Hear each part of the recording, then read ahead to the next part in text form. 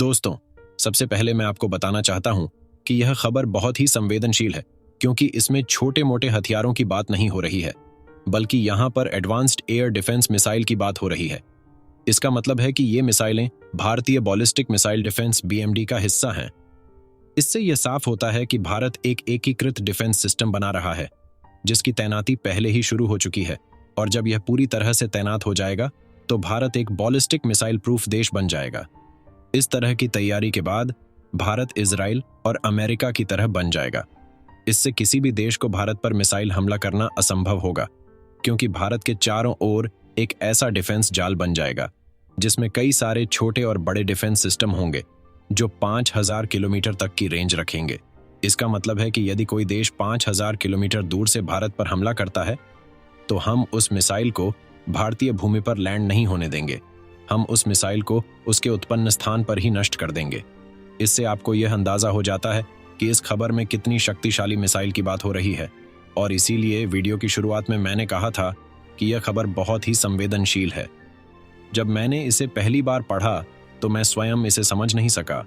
क्या यह सच है कि भारत ने आर्मेनिया को यह मिसाइल पहुंचा दी है? यह सिद्ध होने पर आर्मेनिया मध्य एशिया का सबसे ताकतवर डिफेंस सिस्टम धारित देश बन जाएगा। इससे भी तुर्की से अधिक होगा, क्योंकि तुर्की के पास 400 के आसपास है, जिनकी रेंज 400 किलोमीटर है। बहुत हो रहा है भारत के एडी मिसाइल को लेकर, जिसकी रेंज 1500 किलोमीटर है।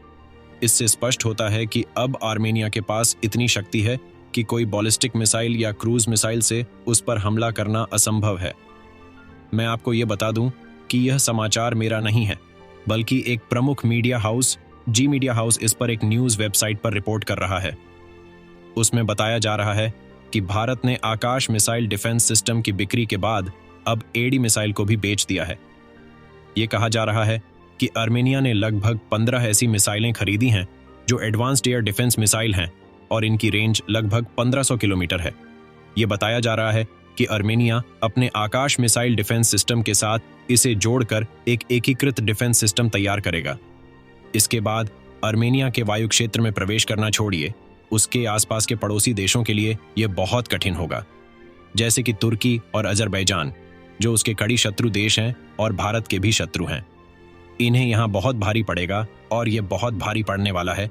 इसका पता आपको उस दिन चलेगा जिस दिन यह स्थिति आधिकारिक रूप से सामने आएगी कि भारत ने वाकई में एडी मिसाइल को पकड़ लिया है। उस दिन अजरबैजान और तुर्की धूमधाम से चिल्ला कर गले लगाएंगे और भारत के खिलाफ सभी संभावित कदम उठाएंगे जो उनकी स्तर में हो सकते हैं। इससे यह स्पष्ट हो रहा है कि यह कितनी बड़ी खबर है, और मेरा व्यक्तिगत राय यह है कि मैं वाकई में हैरान हूं। इस मिसाइल की ताकत को देखते हुए यह बनाई गई है ताकि इससे चीन की थलसेना और उनकी मिसाइल बैटलशिप के खिलाफ लड़ने के लिए इस्तेमाल की जा सके। और इस मिसाइल को आर्मेनिया को सौंपना मतलब कि आर्मेनिया को ओवरपावर करना है, क्योंकि तुर्की और अजरबैजान के पास ऐसी कोई मिसाइल नहीं है जो इसका मुकाबला कर सके। और हाँ, तुर्की और अजरबैजान छोड़ दें, पूरे इलाके में रूस के पास ऐसी मिसाइलें हैं जो इसे चुनौती दे सकती हैं।